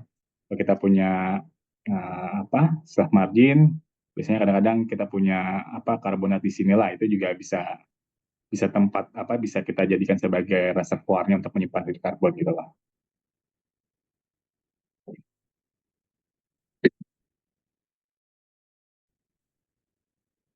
Ini salah satu contoh aja tadi yang saya sebutkan di awal. Ini masih consider sebagai unconventional, atau sekarang disebutnya sebagai konvensional atau unconventional masih mas, untuk fracture reservoir gitu kan. Jadi kita punya batuan beku yang cukup brittle, ketika dia di deform dia akan mengenerate natural fractures, di mana natural fractures-nya itu yang akan jadi pore-nya, pore batuannya gitu kan. Dan fracture-nya itulah juga akan yang jadi permeability-nya juga gitu kan. Biasanya kalau kita punya good fractures yang saling terkoneksi satu sama lain, biasanya permeability-nya cukup bagus gitu. Sehingga kalaupun kita produce atau kita letakkan sumur di sini gitu kan, kita punya banyak fracture-nya, dia akan mengalir melalui fracture sehingga kita bisa produksikan sampai ke permukaan. Nah, sekarang kita lanjut ke hasil. Tadi kita sudah bicara source rock, kita sudah bicara migration, kita bisa bicara reservoir. Sekarang kita perlukan seal-nya gitu. Jadi yang kalau kita bicara reservoir, lalu ini sepatu. Oke, kita harus bicara seal-nya. Jadi kita perlukan perangkapnya gitu, maksudnya buat menutupinya gitu. Kalau harusnya saya ada, tadi saya cek dulu. Gitu. Oke, gini deh. Sebelum saya kecil, saya salah. Mungkin saya akan bicara trap dulu lah gitu kan. Tadi kita punya source rock, migration, reservoir, dan shader carbon itu dia akan terperangkap gitu. Jadi kan kita sudah ada apa sudah sempat cerita tentang dari kita punya source rock, dia bermigrasi ke sini, melewati karir bed, terus dia akan terperangkap dalam sebuah reservoir dan trapnya gitu. Nah, trapnya itu banyak lah tipe-tipenya, ada structure, ada stratigrafiknya. Nah, kurang lebih ini adalah beberapa contoh-contoh trap type-nya. Kita punya anticline, kalau kita punya apa bentukan anticline seperti ini, biasanya nanti si hidrokarbon dia akan terperangkap lah di anticline-nya ini dan terakumulasi di sini. Dan salah satu contohnya juga kita punya ada fault zone, kita punya permeable layer yang kita consider sebagai reservoir karena mungkin si apa faultnya di hasil sehingga si hidrokarbon ketika dia bermigrasi ke sini dia sudah nggak bisa kemana-mana lagi dan akhirnya terperangkap dan terakumulasi di apa di uh, three wave cluster line seperti ini gitu kan. Nah sebenarnya kalau untuk stratigraphy juga mungkin kan, dimana kadang-kadang kalau kita bicara pengendapan sebuah sandstone itu kan kadang-kadang dia juga dari shell tiba-tiba karena di deep water dia ada basin floor fan lah di sini gitu, endapkan pasir-pasirnya di sini gitu kan. Nah biasanya ketika dia ada sosok di bagian bawahnya gitu kan, dia akan termigrasi ke sini dan dia terperangkap sini gitu kan. Tapi sebenarnya dia nggak punya bentukan anticline, tapi karena dia memang ada mounted feature seperti ini dan dikelilingin sama shell-shell aja gitu kan, dia udah nggak bisa kemana-mana sehingga dia bisa jadi perangkap yang cukup cukup baik lah untuk stratigraphic trap-nya. Dan ada juga seperti ini kita punya angular conformity, terus ada erosional surface di sini, tapi di atas erosional surface itu didominasi sama shell aja gitu kan, dimana dia cukup impermeable. Jadi ketika ada migration ke sini dia akan berperangkap lah sini. Nah, ini kalau contoh kita punya yang tadi saya sebutkan di awal, kalau misalnya kita bicara tentang carbonate clay, kita punya edge seperti ini shallow marine misalnya kan, ini istilahnya seawaternya, tiba-tiba karena dia masih shallow, kita punya punya punya carbonate build up lah tumbuh di ujung di shelf marginnya, sehingga biasanya kalau carbonate build up cukup bagus propertiesnya sama di umur yang mesin. Ketika dia ada migration ke sini, dia akan terperangkap di sinilah. Dia bentuknya ngikutin bentuk si reef-nya itu sendiri gitu. Nah, nanti kalau dalam trap itu ada beberapa nomenklatur. Crest itu sebenarnya dia puncak dari bentukan strukturnya gitu kan, either dia di anticline atau di three way close seperti ini, di pinch out gitu kan. Pokoknya crest itu tujuh maksudnya yang paling tinggi lah ibaratnya dari bentukan strukturnya. Nah, sedangkan kalau kita bicara spill point, dia merupakan lowest point dari geometri di struktur itu sendiri. Gitu. Kalau kita punya carbonate build up, gitu kan, yang paling sebelum dia termigrasi ke tempat sebelum dia migrasi ke tempat lain, kira-kira tuh spill point-nya di mana sih? Lowest istilahnya lowest point-nya lah sebelum dia bisa lari ke tempat yang lain, gitu kan. Nah, kalau misalnya kita bicara vertical closure, kira-kira bentukannya seberapa tinggi sih reliefnya gitu dari base-nya sampai ke dari spill point-nya sampai ke crest-nya gitu ya. Nanti kalau misalnya kita let's say crest-nya kita di 2000 gitu kan, terus spill point-nya kita di 2500, kurang lebih vertical closure-nya itu sekitar 500 meter gitu kan. Nah, areanya itu cuman lebih ke dimensi itu dia aja kalau kita lihat dari atas gitu kan. Kira-kira bentuk areanya seperti apa nih, seberapa besar nih areanya gitu kan. Misalnya kalau kita lihat dari atas kita punya dimensinya 10 km gitu kan, 10 km kali misalnya 5 km gitu kan. Nah, area closure-nya kurang lebih sebelum sampai spill itu kurang lebih 50 km gitu, kilometer square lah. Jadi kurang lebih itulah, misalnya kalau kita bicara trap type-nya, biasanya nomenklatur ini yang harus kita pahami juga. Tujuannya apa nanti? Itu tujuannya untuk menghitung kira-kira berapa banyak sih kemungkinan si hidrokarbon yang akan terperangkap dalam sebuah trap yang ada di trap target kita gitu loh.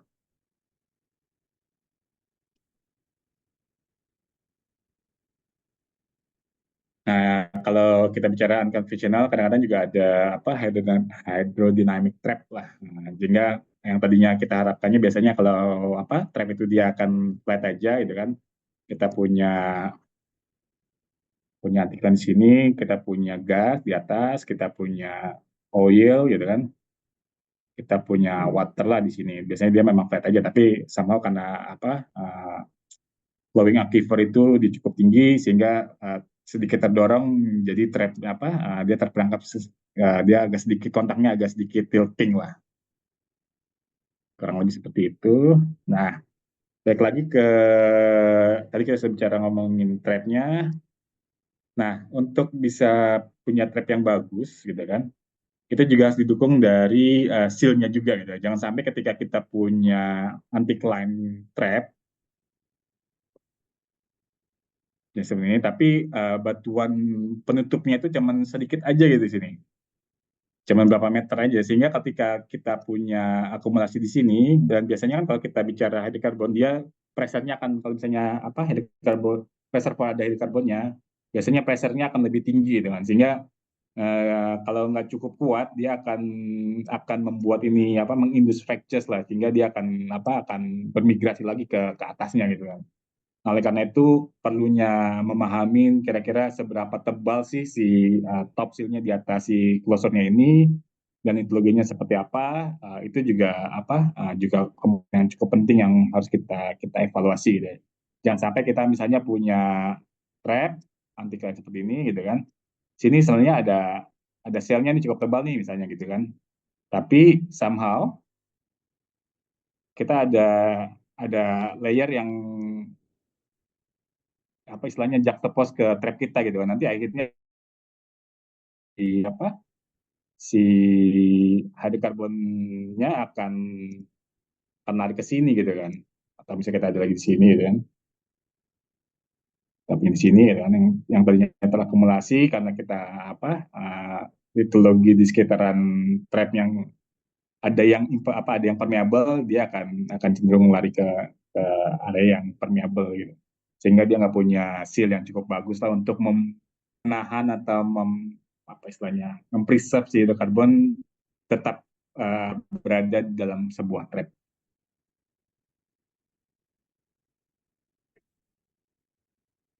Nah, itu yang dari self effectiveness itu nanti akan tergantung dari litologinya, pore size-nya kalau dia memang impermeable biasanya akan cukup cukup baik sebagai seal. Biasanya kita selalu expect itu dari deep marine shell. Biasanya memang kalau deep marine shell dia lebih lebih masif lah sanitary ininya dan nggak layering gitu. Dia memang lebih antara atas sama bawah itu kurang lebih sama gitu kan. Terus capillary pressure-nya seberapa kuat si seal yang di atasnya si trap itu dan seberapa tebal itu juga punya punya pengaruh yang cukup tinggi lah untuk bisa menahan hydrocarbon supaya nggak lari kemana-mana. Dan depth itu biasanya memang akan efeknya dari thickness-nya juga gitu. Kurang lebih itu tadi. Nah, jadi nanti akhirnya dari pemahaman kita itu semuanya, nanti kita harus bisa menyimpulkan dalam sebuah satu cerita lah. Nah, biasanya kita sebutnya sebagai pattern system element seperti apa. Nanti kita mengintegrasikan sosoknya kira-kira di layer yang mana gitu kan, terus di mana ketika dia sudah ada reservoir, ini apa si sosoknya didendapkannya cukup kan di dalam hidrokarbon Windows, apakah di dalam oil Windows atau gas Windows. Terus dari segi sosoknya dia bermigrasi gak sih, bisa bermigrasi ke reservoir yang ada di sebelahnya atau di atasnya atau enggak. Nah, nanti kita bisa evaluasi. Nah, kalau kita sudah evaluasi itu, kira-kira ini cukup gak sih sisilnya yang bisa menahan si hidrokarbonnya supaya dia nggak lari kemana-mana gitu kan. Jadi, kurang lebih seperti ini. Kalau misalnya kita punya sebuah cekungan gitu kan, nanti kita mengidentifikasi nih kira-kira cekungan ini cukup mature gak, cukup panas gak sehingga dia bisa mengenerate hidrokarbon. Nanti kita bisa kalkulasi nih kira-kira oil Windows-nya di mana, gas Windows-nya di mana. Nah, kalau kita punya informasi tentang temperatur, biasanya memang semakin dalam itu akan semakin panas gitu kan, dan temperatur gradiennya kalau misalnya temperatur gradingnya 30 derajat Celcius per kilometer gitu kan, mungkin kita cuma perlu 2,5 kilometer aja untuk masuk ke dalam hydrocarbon windows gitu, untuk oil windows gitu kan. Jangan untuk gas windows mungkin bisa sampai 4 kilometer lebih lah gitu kan, lebih seperti ini. Jadi kalau kita sudah dapat temperatur information-nya, kita akan bisa dapatkan hydrocarbon windowsnya, baik itu oil ataupun gas gitu kan. Nah, nanti kita identifikasi, oh kira-kira sosoknya tuh dia diendapkannya di layer yang ini gitu kan. Nah, ketika kita punya sosok di sini, berarti kan uh, sosok yang ada di oil window dia akan generate oil gitu kan. Dia akan generate oil di sini gitu kan. Dia akan generate yang di dalam oil, dia akan generate oil, sedangkan yang di gas window dia akan generate gas gitu kan.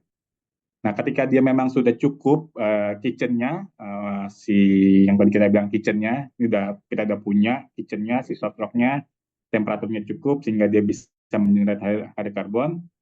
Nah, kita perlukan juga kan si reservoirnya. Kita perlu nih reservoir yang bisa menjadi tempat menyimpan si hidrokarbonnya gitu. Kurang lebih, misalnya kita punya reservoir di atasnya. Nah, tapi kira-kira mungkin nggak sih si hidrokarbon yang sudah tergenerate di bawah tadi dia termigrasi. Nah, misalnya ini ada trap dan potensi trap-trapnya nih, kita ada pinch out di sini, kita ada anti-climb di sini, gitu kan. Kita punya anti-climb juga di sebelahnya gitu kan. Nah, nanti kita sudah identify ini semua, terus kita juga cerita kira-kira migrasinya seperti apa gitu kan. Nah, kita punya let's say punya sandstone di atas ini, kita punya sandstone di sini juga, walaupun dia di bawah si source rock gitu kan, tapi kita masih ada sand di sini. Nah, kira-kira di bawahnya si source rock ini, kira-kira mungkin nggak sih si hidrokarbon dia akan bermigrasi ke bawahnya gitu loh. Atau mungkin ini ada source rock yang paling tua di sini, terus kita punya reservoir di sini, mungkin nggak sih dia bisa bermigrasi ke bawah sini gitu kan.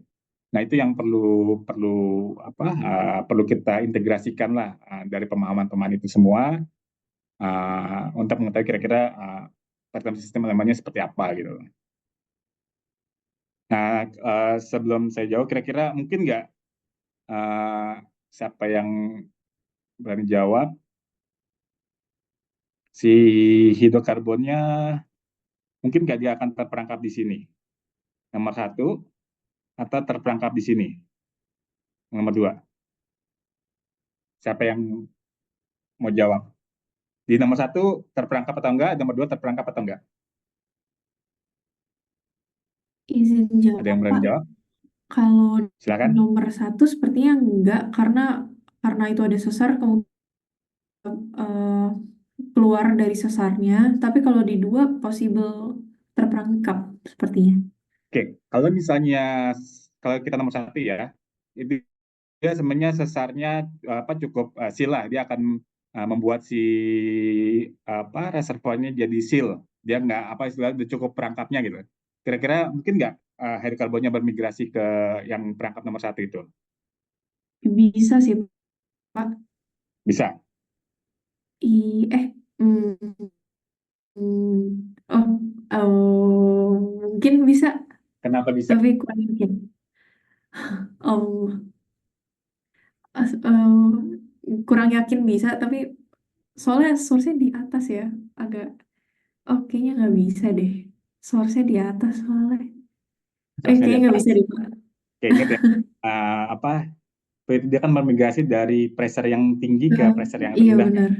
Kayaknya nggak Kalau bisa. kita bicara yang trap nomor 1 itu kan dia pressure-nya lebih tinggi dibandingkan source rock yang ada di atasnya kan. Iya. Jadi unlikely dia akan turun ke bawah gitu migrasinya gitu. Dia paling akan lebih ke lateral gini aja gitu kan. Mm-mm. Nah, sekarang yang nomor 2, kita punya source rock di atas. Tapi kita ada reservoir di bawahnya. Mungkin kan nggak ada trap hydrocarbon di nomor 2.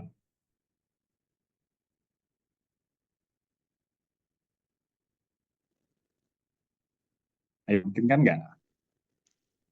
Tadi siapa Ini yang cuma jawab? logik doang sebenarnya. Iya.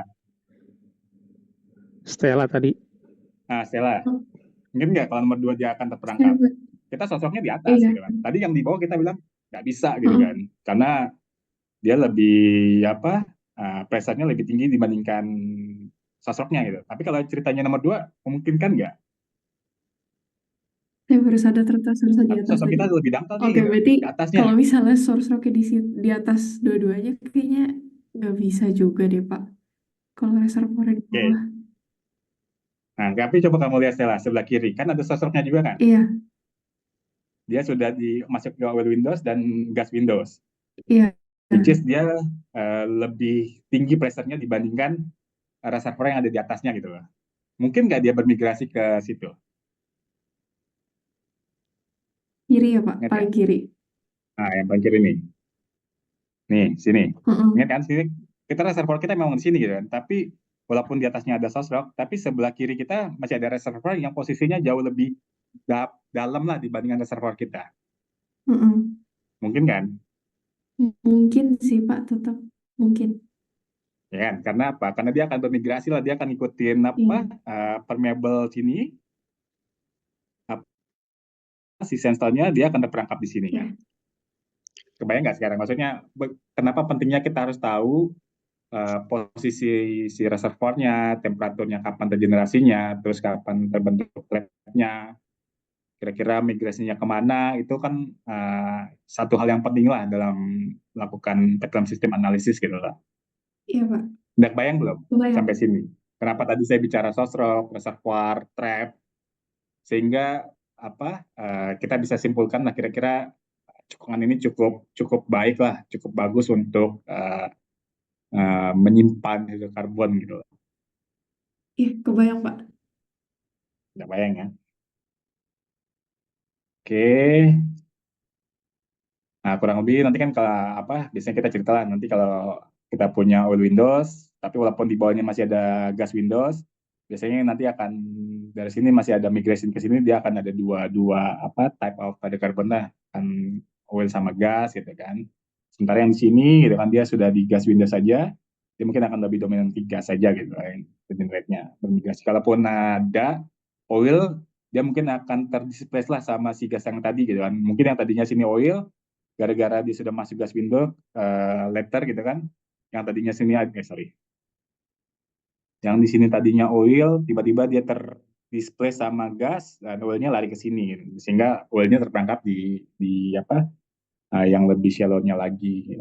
Nah kurang lebih seperti itulah yang apa yang seorang geoscientist untuk bisa apa mengintegrasikan dari pattern system elements itu sehingga bisa cerita kira-kira sweet spot-nya itu di mana gitu. Jadi kurang lebih seperti itu. Kalau memang apa untuk dari play elements tadi kita harus bisa mapping kira-kira sosoknya di mana, di interval yang mana, apakah dia cukup temperaturnya untuk mengenerate hydrocarbon. Terus kita juga harus define kira-kira reservoirnya di mana terdepositkan di lingkungan seperti apa, apakah cukup bagus propertiesnya. Nanti kita bisa identify lagi kira-kira kalau misalnya trapnya apa ada deformasi seperti ini, dia akan ada gak kemungkinan anticline trap atau three-way closure yang akan jadi potensial trapnya lah gitu. Nanti hal yang seperti itu yang harus kita bisa evaluate gitu. Sehingga kalau kita semua sudah evaluate seperti itu, kita bisa tentukan nih kira-kira basin yang mana nih yang harus kita fokuskan atau area yang mana nih yang harus kita fokuskan gitu loh. Yang tadi misalnya kita punya apa satu cekungan gitu kan kita punya satu cekungan seperti ini gitu kan kita punya kitchennya di sini kita punya trap di sini kita punya trap di sini kita punya trap di sini gitu kan banyaklah trap di sini tapi nanti migrationnya itu lebih apa kita bisa define semuanya anggaplah semua bagus gitu kan nanti kita bisa define kira-kira trapnya itu paling dari modelnya itu akan lebih banyak cenderung larinya ke sana gitu kan walaupun adalah sedikit kesini tapi akan lebih banyak misalnya lari ke sana gitu. Nanti kita bisa fokuskan kira-kira kalau kita melakukan exploration itu mana nih area sweet spotnya yang untuk kita bisa develop atau kita evaluate lebih detail lagi di apa di kemudian hari. Kurang lebih seperti itulah yang saya bisa sharing dari mengintegrasikan semua pattern system elemen sehingga kita bisa cerita sweet spotnya mana yang akan lokasi trap yang akan kita buat pertama kali mana area yang harus kita fokuskan. Kurang lebih seperti itu. Kalau misalnya ada pertanyaan, saya serahkan ke teman-teman semua. Lagi Mas, Paulus? Oke, silakan kalau ada yang mau nanya. Pak, saya izin bertanya, Pak. Ya. Silakan. Nama saya Pak. Kalau kita ngomong petroleum system kan sebenarnya trap itu kalau dari penjelasan Bapak ada dua ya Pak. Either dia bisa jadi path of migration, either dia bisa jadi trapping. Nah, sebagai seorang geofisik kan sebenarnya yang kita lihat penampang seismik ya Pak.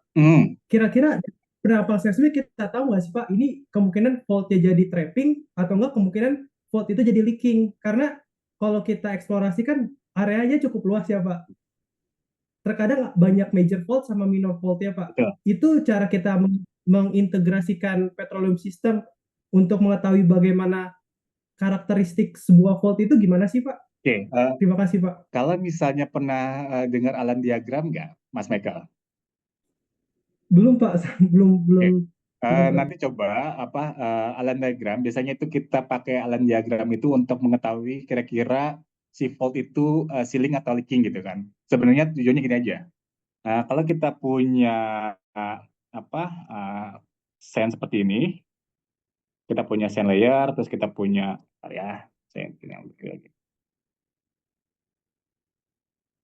kita punya fault, kita punya let's say ini adalah sand gitu kan.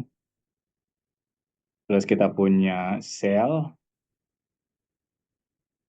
terus kita ada sand lagi di sini, terus kita ada shell lagi di sini gitu kan. Terus kita ada sand lagi di sini. Ini sandnya kita, ini sand kita, ini sand kita. Terus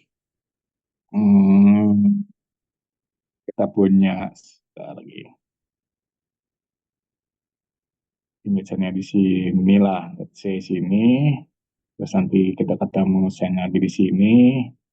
Kita ketemu sandnya lagi di sini. Ini kita bicara selnya gitu kan. Terus kita bicara ini sandnya. Nah, Allen diagram itu dia menghitung jumlah displacement-nya. Ini let's say ini kita anggap ini unit A lah gitu kan. Unit A, sen A, ini sen B, ini sen C gitu kan. Ini sen A, ini sen B, ini sen C gitu kan. Nah, Allen diagram dia pengen menghitung rasio antara displacement-nya ini antara satu, misalnya kita mau pengen tahu lah ini kira-kira leaking atau enggak gitu kan. Displacement-nya ini dengan jumlah sel diantaranya gitu kan. Jadi rasio displacement-nya dibagi tebal dari sel diantara pada saat displacement-nya itu loh. Thickness dari shell-nya gitu. Nah, biasanya kalau rasionya lebih kurang dari 20% gitu kan, itu akan leaking gitu kan. Nah, seorang geofisis gimana sih kita bisa tahunya gitu? Nah, biasanya kita akan untuk informasi geofisis itu untuk memprediksi kira-kira litologinya dari seismik itu apa aja sih, variasinya seperti apa gitu. Kalau bisa kita punya seismic reflektornya seperti apa, biasanya geofisis itu bisa bikin litologi prediction-nya.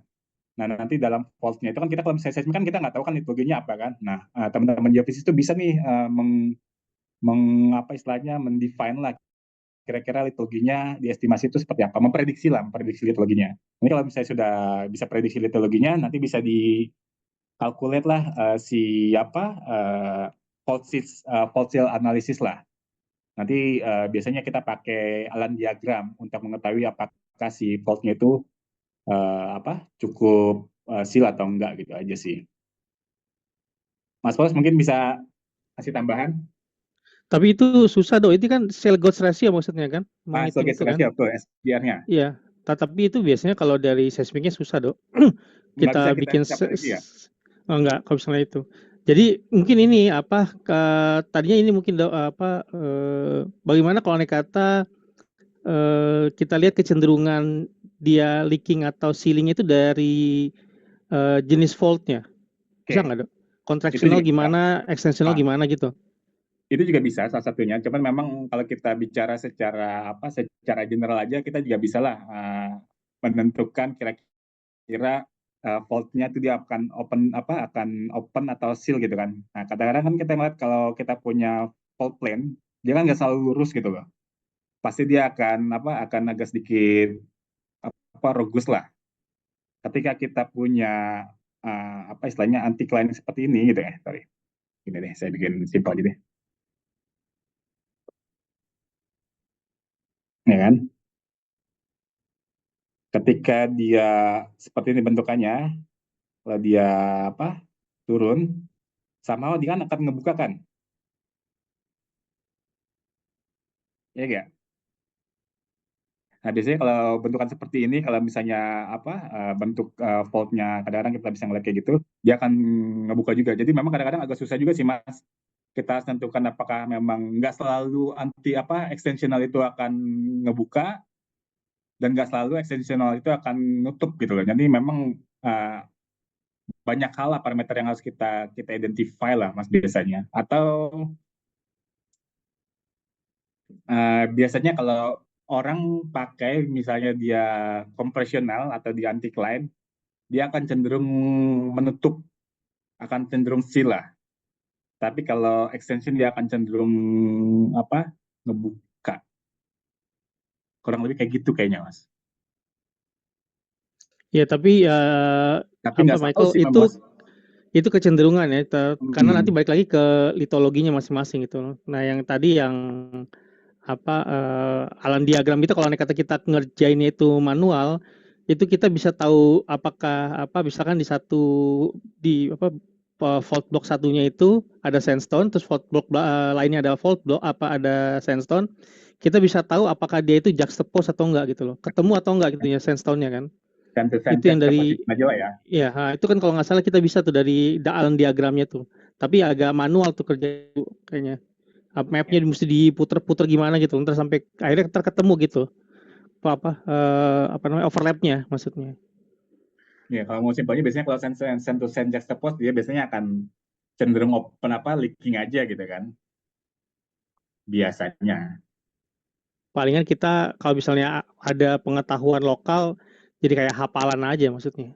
Betul. Biasanya kalau kata dia udah tahu nih di daerah ini misalkan Kujung di East Java itu kebanyakan kan kemana kan biasanya dia karbonatnya kan menerus tuh platformnya. Ya udah kita udah tahu kan kira-kira itu bakalan kemungkinan besar akan karbonat lah litologinya kan. Nanti tinggal lihat aja seberapa dia apakah dia ada gapnya nggak. Kalau kata ini kan dia nyambung nih ininya faultnya begini kan. Jadi kalau saya punya kalau dikatakanlah di sebelah kiri ini saya punya kujung satu ya, di sini juga ada kujung satu gitu. Ya ini kan berarti kan dia juxtapose kita bilangnya kan. Ketemu gitu maksudnya. Nah, ini pasti ini kemungkinan besar ini akan leaking kalau misalnya kayak gini. Nah, kita pengennya itu kalau kata fault itu agak jauh ininya throw-nya gitu loh. Jadi untuk memastikan bahwa ini betul-betul ada seal-nya di tengah-tengah gitu loh. Biasanya gitu, kita sedapat mungkin itu jangan deket, jangan sampai kayak begini nih. Ini kan kelihatan nih ininya. Kemungkinan akan dia leak ya di sininya tuh. Nangkap nggak maksudnya Michael? Jadi kalau kita pengennya itu jangan betul-betul nggak connected gitu loh kayak begini nih. Nggak nyambung sama sekali. Oh, nangkep Pak. Sama ini memastikan lagi Pak, tadi yang rasio displacement per total shell itu berarti itu secara kalau kita bahasa ini tuh berarti si fault itu diisi oleh litologi apa gitu ya Pak maksudnya? Seberapa dominannya litologi itu mengisi fault sehingga kalau di bawah 20% dia tuh bakal sealing atau leaking. Iya. Ya, kurang lebih kayak gitu sih Mas. Berapa persentase shell di lapisan itu sebenarnya? Itu aja masih nggak eksak juga ya sebenarnya kalau kata geofisik kan pengennya apa-apa eksak gitu ya. Itu aja belum tentu eksak gitu maksudnya. Ya, kadang orang pakai 20, kadang ada pakai 30 gitu kan. Jadi memang harusnya tetap ada yang buat kalibrasi juga sih Mas.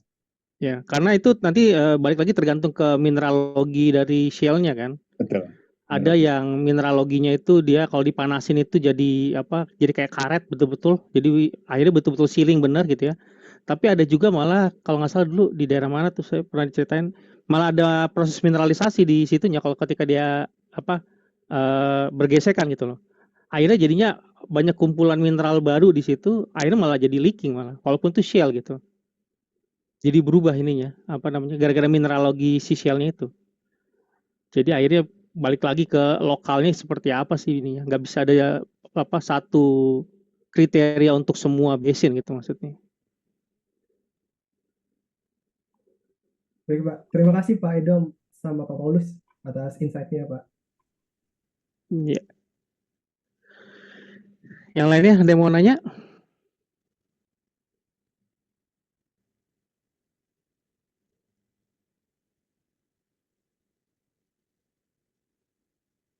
Ada pertanyaan lagi?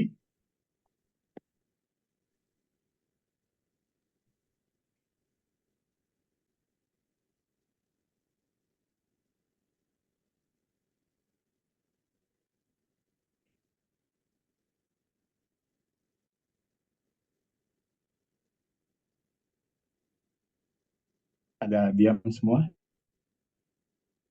Mungkin nanti kalau pas ngebahas datasetnya kali itu, Ya, section yang boleh. dataset mungkin habis itu baru mulai banyak pertanyaan tuh. Nanti dari atau situ. kalaupun nanti tiba-tiba lagi iseng gitu kan berkepikiran, nanti bolehlah drop pertanyaan. Nanti mungkin Mas Paul bisa kasih kado juga, Mas.